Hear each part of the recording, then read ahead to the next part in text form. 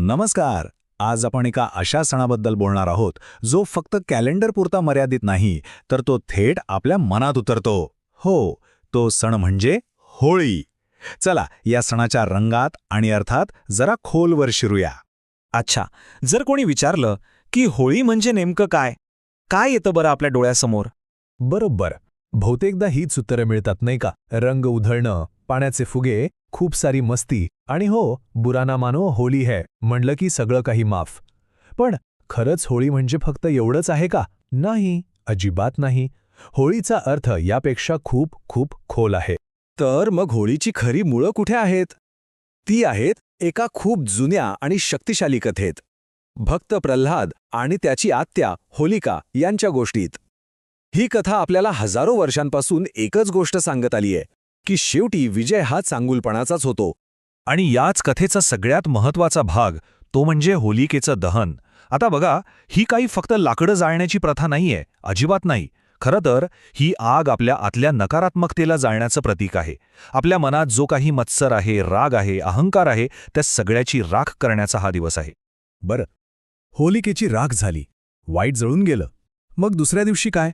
बरोबर, रंगांची उधळण. पण कधी विचार केलाय का की आपण हे रंग का उधळतो? या प्रत्येक रंगामागे ना एक खूप सुंदर अर्थ दडलेला आहे. आणि सगळ्यात पहिली आणि महत्वाची गोष्ट जी हे रंग आपल्याला सांगतात ती म्हणजे आयुष्य कधीच एकसुरी म्हणजे ब्लॅक अँड व्हाईट नसावं, त्यात अनेक रंग असायलाच हवेत.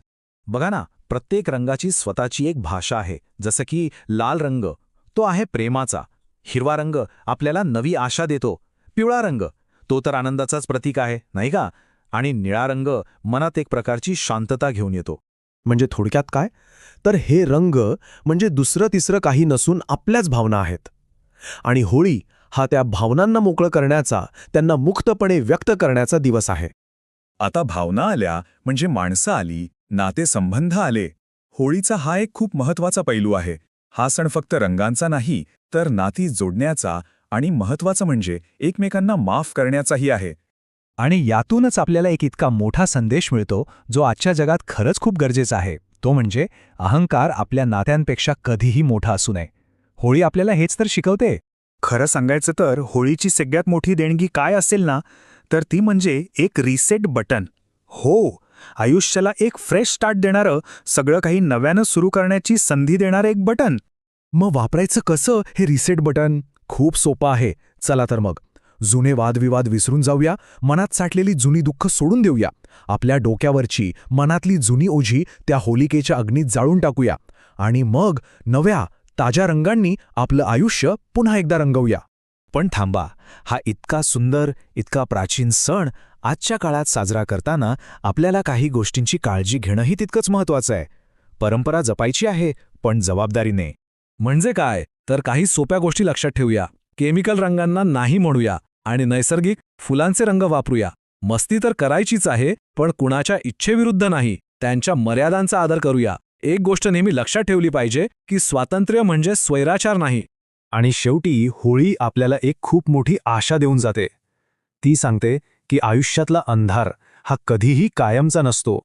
खरं आहे ना, अगदी सगळं काही जळून खाक झालं तरी त्या राखेतूनही नवीन रंग उगवू शकतात. हीच तर या सणाची खरी ताकद आहे. म्हणूनच एक गोष्ट कायम लक्षात ठेवायची, आयुष्य हे कधीच कृष्णधवल म्हणजे ब्लॅक अँड व्हाईट नसतं. ते सुंदर बनतं ते आपल्याच हातातल्या रंगांनी, आपल्या भावनांनी आणि आपण जपलेल्या नात्यांनी. तर मग जाता जाता एक विचार करूया का की यावर्षीच्या होळीत आपण आपल्या मनातलं कोणतं जुनं ओझं जाळून टाकू शकतो आणि आपल्या आयुष्यात कोणते नवीन रंग भरू शकतो, यावर नक्की विचार करा. सर्वांना होळीच्या मनःपूर्वक शुभेच्छा.